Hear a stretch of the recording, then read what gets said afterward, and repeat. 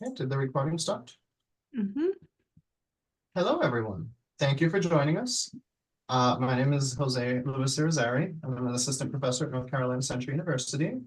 And today we have a lovely panel of guest speakers, Dr. Karen Sweeting, Dr. Del Bharath, and Dr. Diggs, S. Nicole Diggs. And today they're going to talk about their review in the Journal of Social Equity and Public Administration entitled Zootopia. Well, I'm sorry, it's not entitled Zootopia. The review is titled All Is Not As It Seems, a critical review of bureaucracy, democracy, social equity, and justice in Zootopia. And they're going to give us some insights on the article. And for students in my courses working on their multimedia activities assignment, this is a good opportunity to get some insights about some of the artifacts and how such artifacts in art, music, and other areas reflect issues in public service and public values. So with that said, I do not believe I got the bio, Dr. Sweeting. Oh, I'll be more than happy to just introduce myself. My name is Karen Sweeting. I am an assistant professor at the University of Rhode Island. My research is very social equity based. And as I mentioned earlier, I was a former practitioner. So I focus primarily on humanistic components of public service and just keeping ethics and human dignity in view in terms of the types of research that I undertake. And I will stop there. And I'm Del Barrett. I am a recovering academic, deciding if I ever want to go back in, but it really depends on department. Who you work with is important. She's coming back in, don't listen to her. If Karen has her choice, I will be an academic again. Right now I'm enjoying not, and I have raspberries growing, so it's wonderful. But one of the reasons I got into academia, into public administration, was working within nonprofits and seeing the lack of utilization of resources, but specifically human resources. So I got really interested in thinking about, how we use people in organizations and, how we can really focus on that piece, because sometimes it's neglected.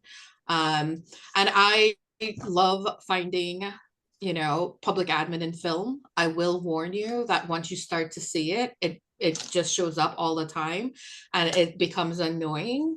So I cannot watch a movie without dissecting it for public admin. And my husband, who's not at all an academic, has to listen to me talk about public admin in the movies. There's no public admin in Star Wars.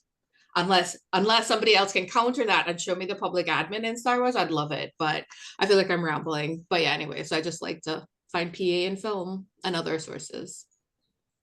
Thank you so much. Dr. Diggs, would you like to briefly introduce yourself? All right, very briefly, Dr. Diggs, assistant professor at North Carolina Central University.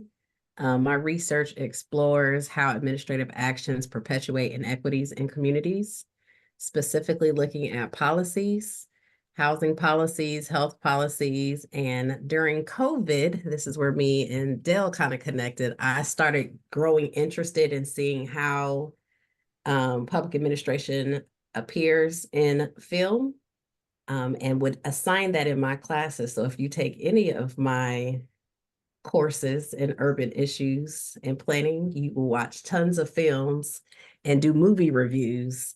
It's really fun writing for me, and to have a great group of co-writers has been refreshing, because we go back and forth with how we all perceive the movies and the messaging, and we have very spirited debates. So that's what makes this exciting. Yes, very spirited indeed. That is awesome, and I have questions for you about that. I'm going to pin the three speakers for everyone. The stage is yours to tell us a little bit about the review. Well, I could give a little bit of a backstory. So Karen and I, we tend to write a lot together. And we had talked about doing a piece. We had presented on a conference on bureaucracy in media and wanting to look at it, just how bureaucracy is represented. I don't know if you saw Loki, but Loki and the TVA is a form of bureaucracy, right? And whenever you see bureaucracy, like The Good Place, I mean, you have countless examples, but like, you know, what is the perception that media is giving to the public? So we started that conversation and we were like, okay, that's huge. Let's take a small piece. And we decided to do Zootopia. And I used to assign film reviews, and my students always wrote about Zootopia, but I never looked at it. So this was my first time, and then it just made sense why everybody was writing about it. So we brought up that conversation, you know, of where can we find the public administration and the implications of public administration within the movie. So that was like, you know, the start of our process. But, you know, as Dr. Diggs was saying, we do see different things, right? In regards to this. So these were like our different takes on this one movie, but there's a lot of others that we can say.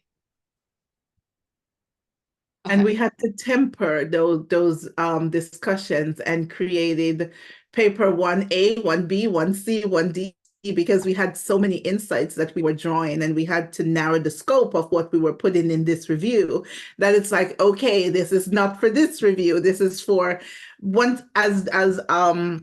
Bharath mentioned, once you start seeing things, then it just opens up how you're interpreting the movie, and then everything is under interrogation. What did that mean in that context, and so on. So we have a lot more work to do on Zootopia. This was just our kickoff point, and we'll pick up. I think Dell has us going up to 1Z, right, Nikki? It's like, or we're in double letters now. It's like there's so many pieces of this, and Dell is the one that actually is.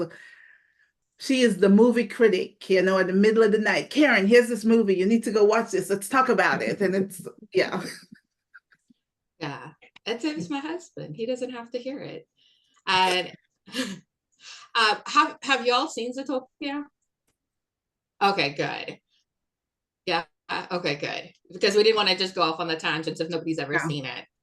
Go ahead, Dr. Diggs. I think it's interesting. So when we were first talking about it, I hadn't seen it and I didn't have access to Disney Plus. And they were trying to tell me about the movie first. I said, no, I got to watch it first, get my thoughts together. But whenever you do a movie review, you watch it several times because you'll pick up on something different. And as we were meeting, it was, you remember this part? It's like, I don't remember this. And then you had to watch it again to try to catch the parts. And to their point, we have very specific things we were supposed to be covering, and each person was supposed to write 500 words. But when you have people that are extremely excited about this, the potential of this article, they go over their words. Karen's on this side, on mine. Okay, but over here. Karen wrote basically 100 words herself, and we had a 15-word limit. So it's really getting down to the core of what we wanted to talk about. And then whenever you're doing this, you think about when you're writing your papers, what could be useful in other part A, part B, part C of these papers, and where you can publish that. So I think that's really good that we have a running list of what other areas in this film we can explore, and we can turn that into future articles. Mm-hmm. But to bring it to, you know, the classroom, because that's really, you know, we're nerds, right? So we like doing this. Like, I'm not even in academia, but I spend my nights with Karen till 3 a.m. writing papers. We're nerds. But how you apply these concepts to your own coursework is take the little pieces from each class and think about how it's your end goal, right? What is your capstone? Or like whatever is your, you know, final. Think about how you take all these little pieces. Maybe you get really interested into theory, right? If it's social equity theory, if it's whatever, or, you know, methodology or something, and think how you could apply it to the different places so that you kind of weave together a focus area, I guess. So whatever you're interested in. So it's not us just saying that, you know, we have ideas we want to write, but then also thinking about how you can integrate that into your coursework. Work harder, no, work smarter, not harder. I think that's right, though. Because we work harder, not smarter. Anyway, so But let me ask y'all, when y'all saw Zootopia before reading, did anything stand out to y'all about government or public administration as you're taking these classes? What did y'all see? Or did you see anything? Well, maybe I start. Well, so I'm a mother of two boys, and I'm from another country. And when I first saw that movie, it was just with my kids, so it was just for fun. And I haven't been touched the sphere of American government at all. So in Russia, we have a very different system. Maybe you a little bit heard about that. And so it's not democracy in any way. So after reading your article, that's just that caught my attention so much, and I didn't rewatch that, but I started to just kind of think about it more, and things that like DMV, that was funny when I was first watching that from my perspective in Russia. But when I actually came to United States and I went to DMV to get my license, and then I read this article, everything came together, and I think that's hilarious from one point of view, but it's also so true what is written in this article, how the system works, how are those illusions, the illusions of things of the great government and all of that. So that's my kind of point of view. That is awesome. I'd like at some point, if we have time, to ask the authors of the review to talk a little bit more about that illusion of inclusion. In the interest of time, if you don't mind, I'd like to ask you a question. Since everyone saw the movie, I'm going to focus on the activity first to make sure that students can apply the logic essentially to their assignment. So I have in the instructions, these are the instructions to the assignment, which I'm revising and updating for students. But this is the comment that I have. People are impacted by social ills, and they express their experiences, feelings, needs, and thoughts in numerous ways, and through various mediums and modalities. Public servants must learn to become attuned to this. My question to the authors is, how do you think your review informs this perspective?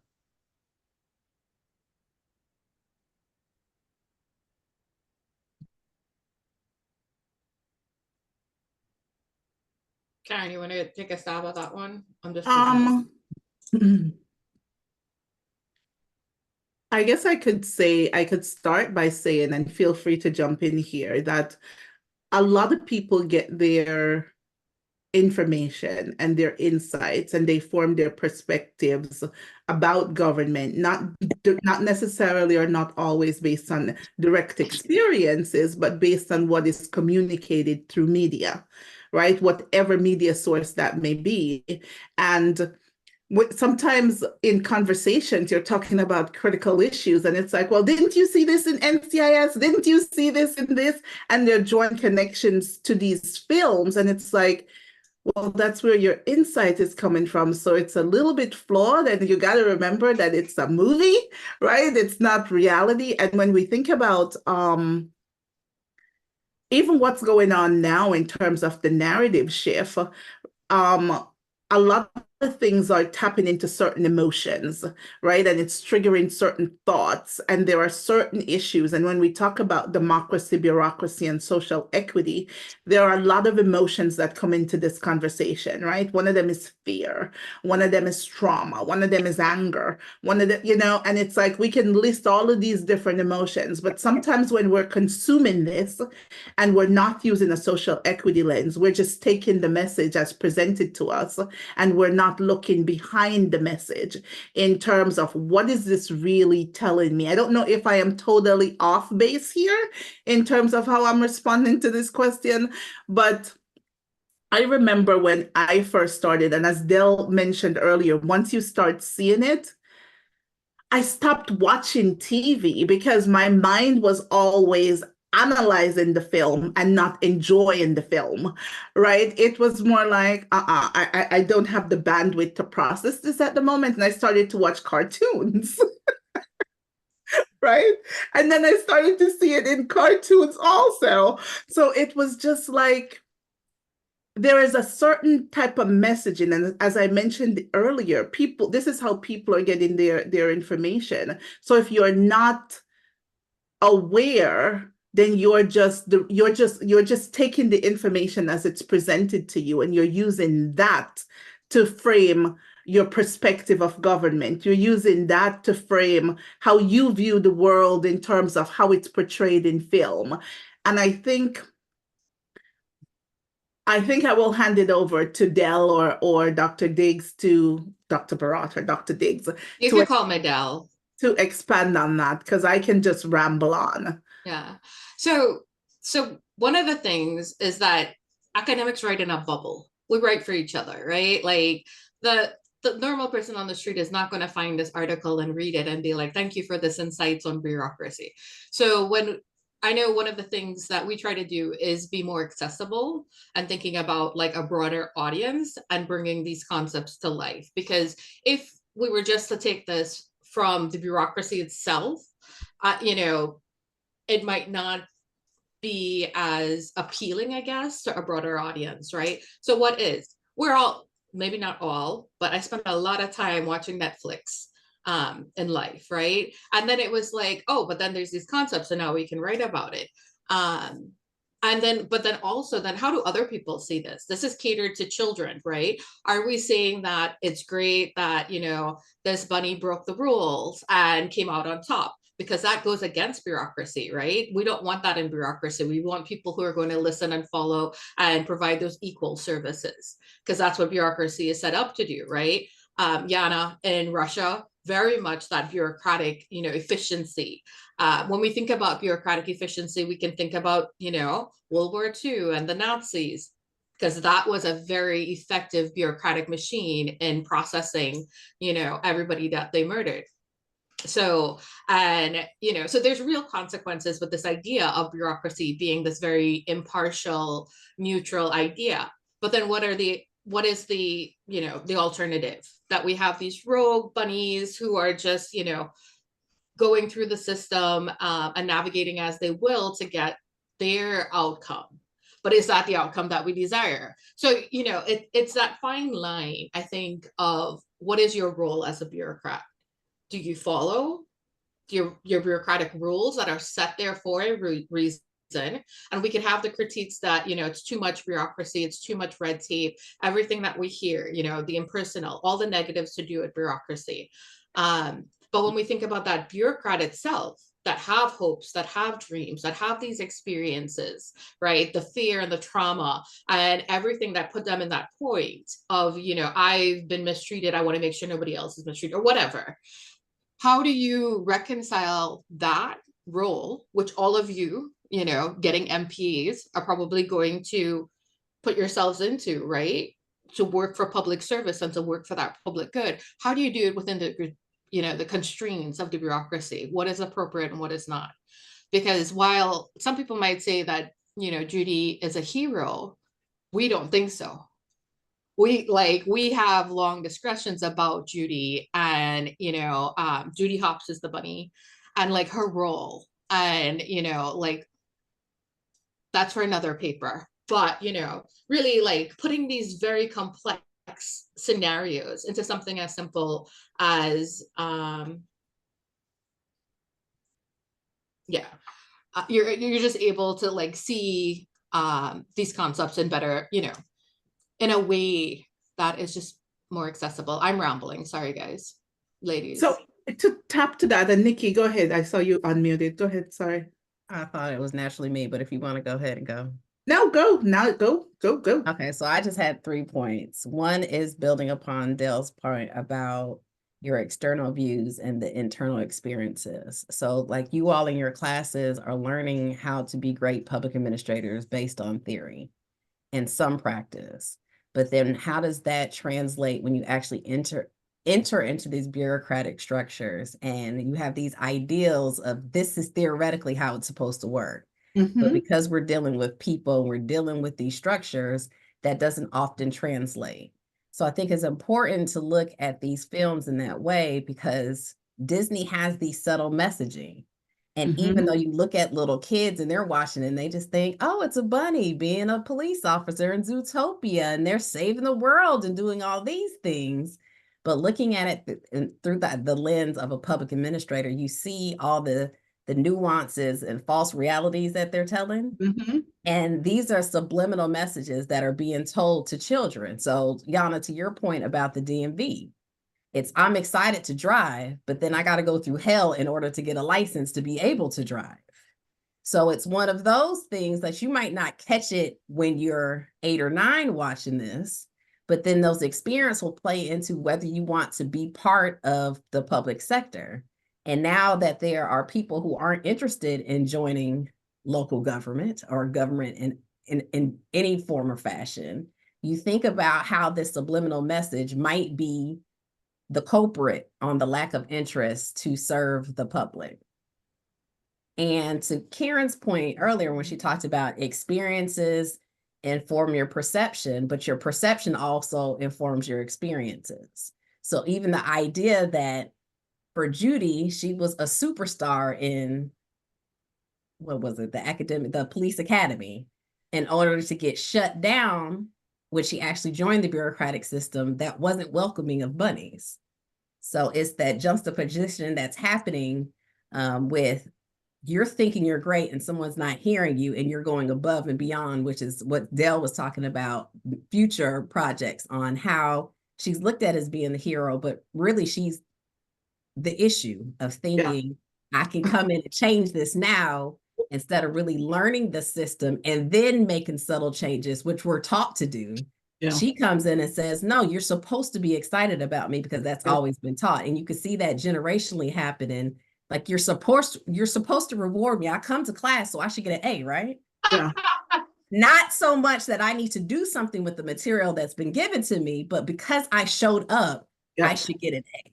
So it's trying to change that mindset within the generations. And that goes into not only how we approach school, but also how we approach work at times. You said 3 points. Is that the that was the third? So. I think that was the third. So I just want to chime in just to note, and we were having this conversation before people were admitted into the room, and essentially many of the speakers already reinforced it, and that is that there's no singular response to any of these issues, any of these questions. As noted by the speakers, we will all see, experience, and understand things differently. It's a part of the reason why we encourage collaboration, for instance, right? Why diversity and inclusion is important, because someone else may see, experience, and understand something differently from you, and without their insight, you wouldn't know that. You would have no way of knowing that. That said, other topics came up in the responses that I want to bring up because I have questions. Before you ask your question, if I may, and it's probably going to feed into your question, bureaucracy is hard, right? And a part of the struggle with bureaucracy is that we are dehumanized, and we in turn dehumanize the public that we serve. So we are enculturated in an environment where we become functionaries and we execute tasks, and we go in with a mindset, what do I need to do and how do I need to do it? And oftentimes we don't think about the implications, or we're separated from the ramifications and the outcomes that are tied to the actions that we're executing. So when you are navigating bureaucracy, you may lose your sense of self, right? Who am I in this organization becomes, what does this organization want me to be, right? And it overshadows who you are as an individual, because you have to function, because you need a job, because you need to live, and you need to pay the bills. So it's like, to the points made earlier, we have theory and practice, and we have to be able to find that bridge where we are educating you in ways where you don't go out into the world and you have this theoretical mindset that is not practical, right? Not everything translates easily from theory to practice, because theoretically, this is fantastic. In a government organization, when you go in to implement it, it is not so fantastic because you have to navigate all of these barriers that are in place, right? So how do you execute this fantastic idea? You're going to have to compromise on something. You're going to have to let some things go, and you're going to have to figure out how to. I'm not very good at idioms, right? What is it? You duck and weave and you work your way through the system. I don't know if that's what it is, but I will pause there and let you continue. I hope students get the sentiment, even if we don't have the right words or there are too many words, and sometimes they're not enough. But related to or building on and supporting what was just said is the notion of representation. And essentially, when you're in the field, you are representing whatever agency, whatever, sector of public service, but your personal identity doesn't get, just erased because you're in that public role. And so there's a section that I want to bring up from the article because I thought it was powerful. And it reminds me a lot of the example I provided to students in the activity illustration with the Pulse nightclub massacre and the recent laws in places like Florida that are anti-LGBT and specifically, going after trans and drags and the Don't Say Gay bill. And so these issues are real. The authors of the article noted the role that Disney plays in shaping identities in civil society. So other people are seeing the same thing that I saw, the same thing that I tried to explicate in the activity illustration. So I want to ask the speakers, while we have them, if they could shed a little more light on the importance or the important role of, let's say, the entertainment industry, of monoliths like Disney in shaping these identities and desires and subjectivities in civil society more broadly. I could start. I started before. Does anybody want to start? I don't mind starting. So go. Okay. I mean, so we see the bias, right? When you watch news, if you watch Fox News versus CNN or something like, you'll see the same topic and two different viewpoints, right? And that's a lot of what we do in public administration. We have to justify the things that we do. So whatever decision you make is public facing. You're serving a public. So when you make decisions, you have to think about, like, how do you justify this stuff public? And when it comes, I totally lost my train of thought. You pull the screen down and No, you're fine. Back to media. So you have to also think about what is it that this news outlet is trying to portray, right? Because if you wanted to do a documentary on, Yana, because I see you off mute, I'm just going to pick on you. If you wanted to do a documentary about the DMV in the US, you're coming at it from a different perspective, right? You're new to the country. You're coming from a very, very rigid bureaucratic system and a form of government. And now you're in the United States. So you could probably write a documentary of, like, hey, this is actually pretty great. I did not have to fill out the 20-something forms I thought I did. And I did not have somebody who was a slot working, and it would be a very different perspective, like that comparative analysis, which could be fun for your media paper. And then, I could come in. I lived in California, and California, it is real. The DMV is real. The 4 hour. I love that Yana just went on mute. She's like, you're not picking on me.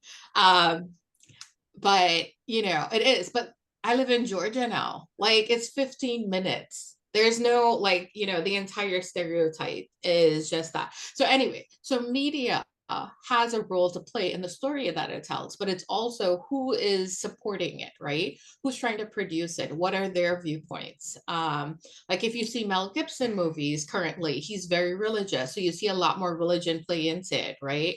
compared to, before when he was not very religious. But anyway, so you see like the producers, their ideas come in, and that can be biased as well, right? Because we can all see the same events and come up with different ideas about what it means or different solutions to the problem and everything.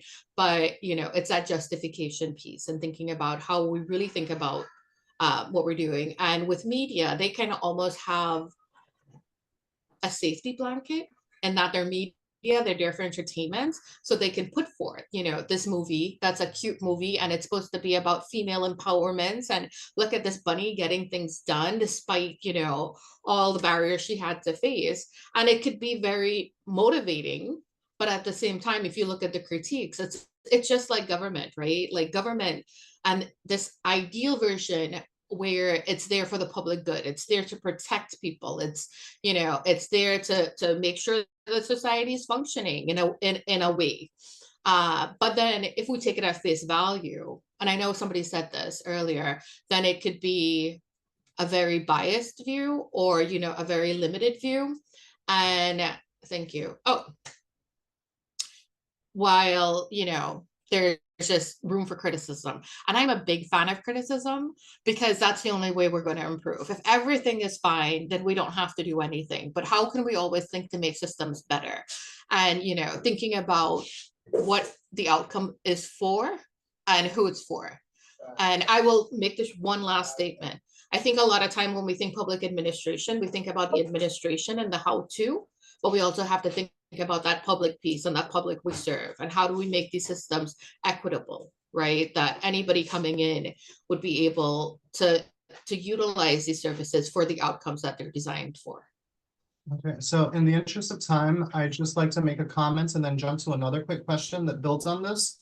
So for this topic, I just want to note that my perspective is that you can't just erase and ignore issues and identities. Doing so just hurts us in innumerable ways. It can send the message that some of us don't exist. It can send the message that even if we did exist, we just aren't that important or significant, or that it can send the message that recognizing the other, those that are different, by doing so, you're automatically like accepting whatever that position is instead of just lending, recognition that they're there. So recognizing isn't the same as accepting and supporting and, championing. It's just recognition. But this brings me to this comment. Before you move on to the next question, I sort of agree with you and I sort of don't. Oh, that is lovely. Let's go. I'm not sure what you mean. And I'm gonna frame this in the sense that interpretation matters, right? And our experiences and our perceptions, as we said earlier, informs how we interpret the systems that we encounter.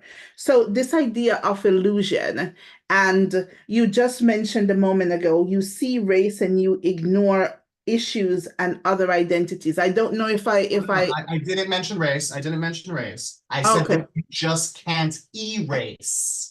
Erase. Okay. Then I must have heard you incorrectly. That you can't erase. And Me Okay. too. to tie it to the example, Got right? it. The society in Zootopia was set up for the predators. So showing up, trying to use the bathroom, well, you But don't. that's an illusion also. Yes, I'm So there are aware. multiple illusions that are operating in the same, there are multiple illusions going on at the same time, and you have to break these down. So there is the illusion of inclusion where this bunny is coming in as the minority, right? And she is to the point made earlier, she was a part of the Mammal Inclusion Initiative. So she's coming into this space now to sort of change the demographic makeup of the Zootopia Police Department. And the systems that were in place remained in place, right? But the other part of the illusion is, and again, we talked about this earlier, she is hopping her way through the system, skipping over barriers, skipping over policies, and just doing what she wants. And the groups that are being targeted based on the narrative in the film are indeed the the not mammals, the predators, right? So there's a lot of little nuances here that there are certain stereotypes that are imposed upon them, right? There's just again, I can ramble on, right? But it's not one illusion. There are multiple illusions that are operating simultaneously. So you have to sort of pull those apart to say, and again, to the point made earlier, subliminal messaging. You're conveying to me that this bunny we need to create space for this bunny, but do we really?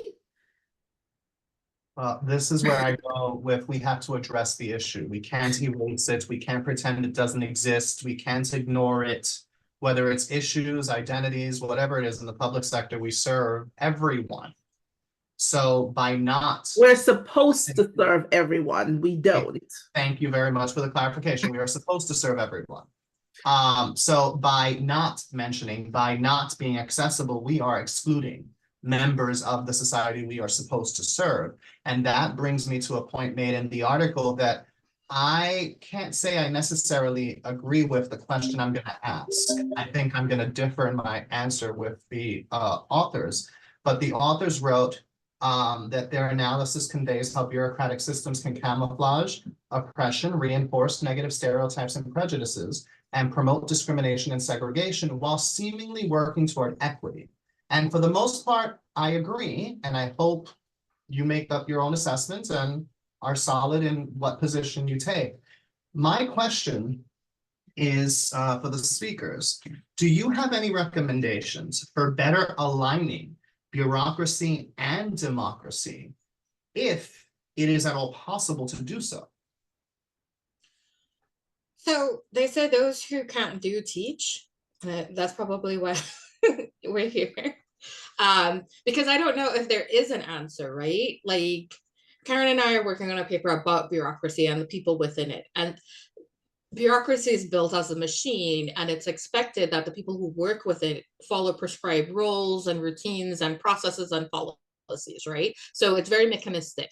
But when you put people in there, that's your monkey wrench, because people are all unique individuals, right? We all have some form of diversity with us, you know, and all of these characteristics that make us who we are, but then shape how we are within the system.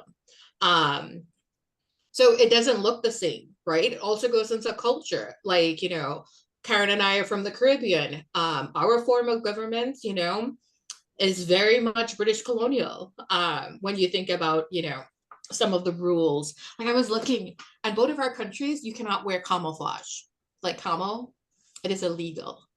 I don't know why, but like it's a big thing. You cannot, like I could get arrested in the airport if I go there with camo in my suitcase. It's Dr. ridiculous. Bharath, Dr. Bharath, again, can we align both bureaucracy and democracy? This is you just trying to weave me back in. This is me trying to weave you back in, but I also want to make time for student questions. And I also want to note that this is where I disagree, at least with your response so far. I am of the camp that we can find ways to align bureaucracy and democracy. But that's the ideal. The ideal bureaucratic system would allow for that. If we look at the bureaucratic system we have now, it's resistant to it. So how do we do that? How do we change an entire, without burning it down?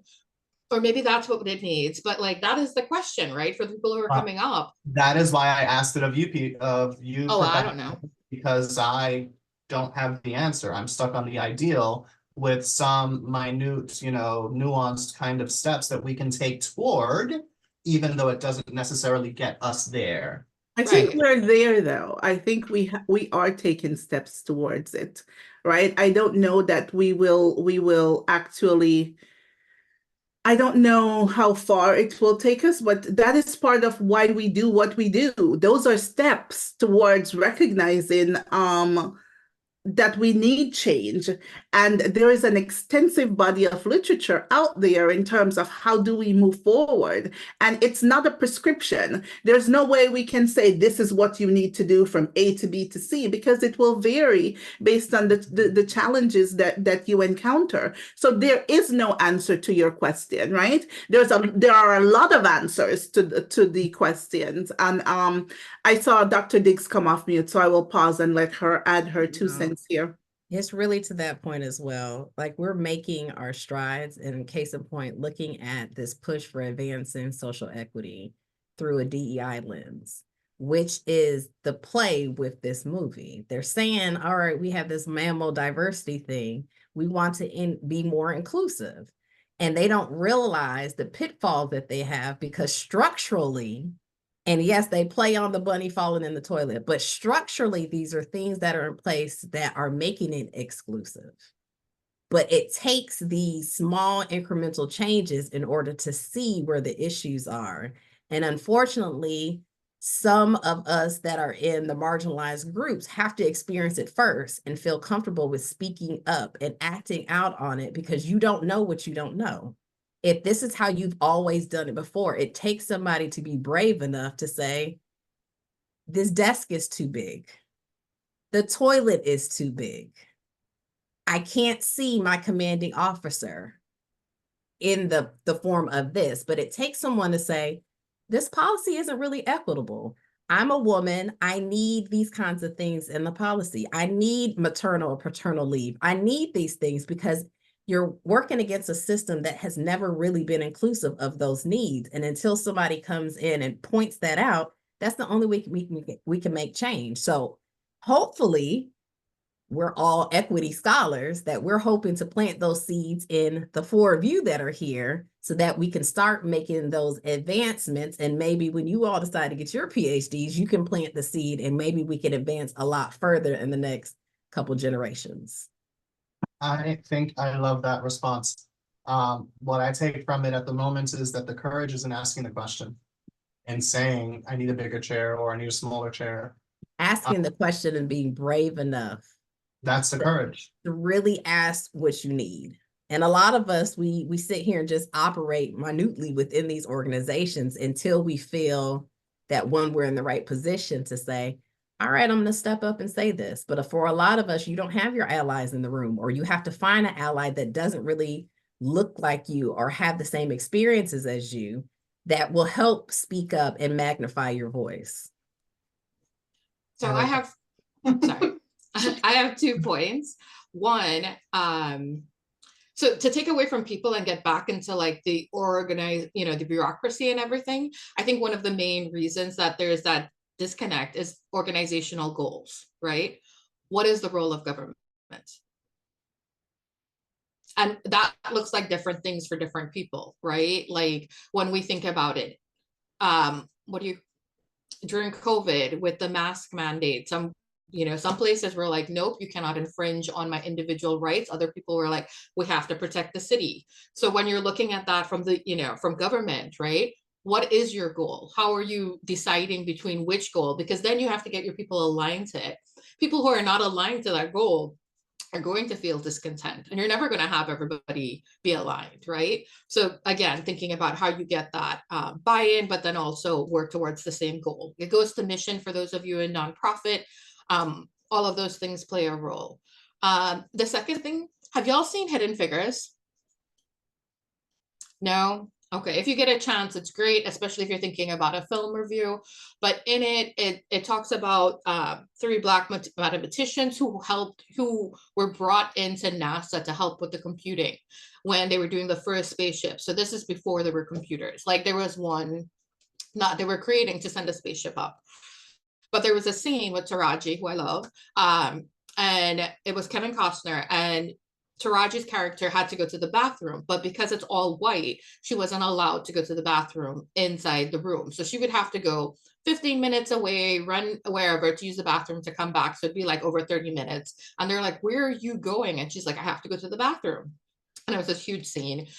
And Kevin Costner came and just tore down the sign that said whites only. So that was his fixing it, right?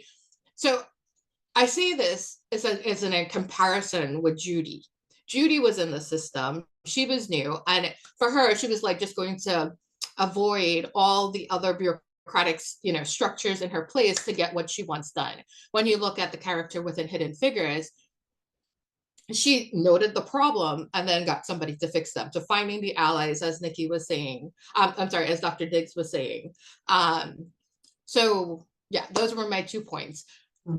I do want to have one question for everybody. What do you all need help with your assignment? Thank you.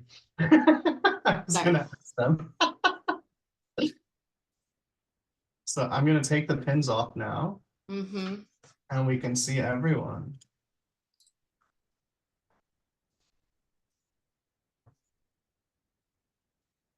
Do y'all have an idea of what y'all are going to be doing? You probably stop recording, so their ideas aren't. Well, shared. before I stop the recording, then let me say thank you to our speakers, Dr. Karen Sweeting, Dr. Nikki Diggs, and Dr. Del Bharath. Thank you so much. We really appreciate you, your scholarship, and all the hard work that you're doing for us in the field. Thank you, thank you, thank you. With that said, I'm going to end the recording now.